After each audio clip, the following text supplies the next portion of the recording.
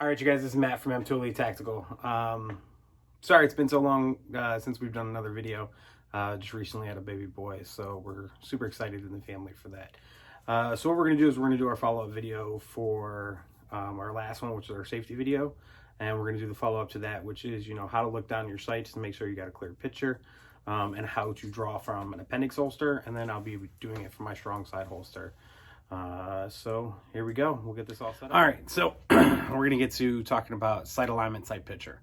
So I made this little tool here. I just out of some paper that I had around the house, some cardboard paper, which is going to show you how to align your sights is what I would say. So we're going to turn this around, show you, you'll see some dots on the paper. Most people have 3-dot sights on their firearm. If you have a Glock, you have a U right around here. I call it the bucket. So basically what it is when you line up your sights, I'll get it a little bit messed up here. When you line up your sights, you want to have your 3 dots in a row, right? And you want to have the equal amount of space in between them. You also want to have the tops level. So basically you kind of want to look like this. Let's see, how's that look? Okay, looks good. And I'll show you what it looks like when it's wrong. So when you have a lot of air here on your left-hand side, that means you're going to be aiming towards the right. So if you're pulling stuff right, it'll kind of look like that. The next thing is going to be, if you have a lot of gap here on the right-hand side, you're going to be going left. Same thing, if you have it going this way, you're going to be going downward. If you have the dot too high, you're going to be aiming upward, right? So kind of what we want to do is get this lined up perfectly here. Let's see what we got there. It's about as good as it's going to get from me from this angle. But this is what you want your sights to look like when you're aiming at something. So say if we're aiming here at this backpack and I'm aiming for my last name, which is Gonzalez, that's right about where I would pull the trigger at. So that's how you should be looking down your sights. Some people, you're going to want to focus right here on this front sight when you're doing that. So you're going to want to have a hard focus. What you're shooting at should have a little bit of blur to it. And that depends on, your eyes, right?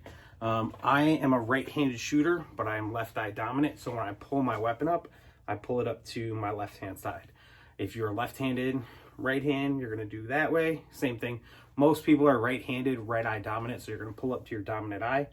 You're going to stare down the sights. You focus hard on that front sight. When you get a good sight picture, you'll pull.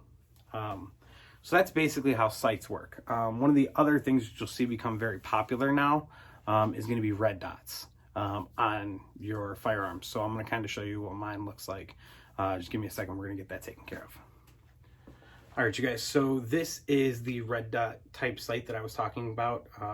This is a Trijicon RMR. So as we can see here, the firearm is clean and clear.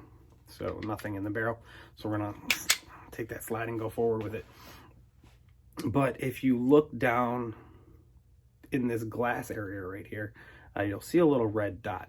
Now what that is I have that sighted in at 30 feet. So when I do have a good steady trigger pull and squeeze, at 30 feet, this is going to be right on the money for me. I do have backup iron sights just in case my RMR does go down, because it is battery operated and you do need the glass to be able to see it. It's not projected anywhere onto the target. There's a couple different brands, Trijicon, Vortex, Holosun, Leupold. They all make really good products. But yeah, so that's another way of sighting in your device that can get a little bit more expensive. Got to have your slides milled out or buy an MOS system or something that's optic ready. This particular Trijicon device is probably right around $400, $450 as far as cost goes. And then Trijicon iron sights are right around $110, something like that on Amazon. But this is another really easy way that when you're shooting, you look down, see the sight, pull the trigger, bang, everything works really good. So now we're going to go into drawing from holster. All right, you guys. So now we're going to talk about drawing from holsters. I choose to carry my weapon every day in my appendix. I used to carry it a little bit right around the 1 o'clock, 2 o'clock area because I had a little bit more stomach. I've recently lost some weight, so I am able to carry an appendix. It's very comfortable for me now. So when I'm drawing from appendix, what you want to do is you want to be able to clear your garment, duck down, grab your firearm, pull, and I turn mine right here and rotate right out. My middle hand will, it's kind of where I would clap at, right, is where my gun meets. Sight alignment, sight picture, pull the trigger, right? So we're gonna do that again. So I would draw my firearm, reach out, trigger, bang, bang, make sure I'm good, look down, holster my firearm, and that's how I would draw that. And you could just practice that at home if you do get an appendix rig or inside the waistband. Just find out what's comfortable for you. Up, sit down, up, down, turn. But make sure you can clear your garment, draw, and engage. And you just want to be able to do that repetitively and be able to pull up to your line of sight. So my camera angle is a little lower for this one. Basically what it is we're doing an outside the waistband carry. As you can see here, I have a Raven concealment holster here. I really like their products, but it does hang down past my sweater, so it's a little bit harder to conceal. If I was wearing a jacket, maybe I can cover it up that way. But drawing again is you're going to want to clear your garment, draw your firearm. I will turn from right here so that if I have to, I could shoot, or I will turn it this way and shoot. You'll extend your arms out, bang, bang. Look in your holster, back down.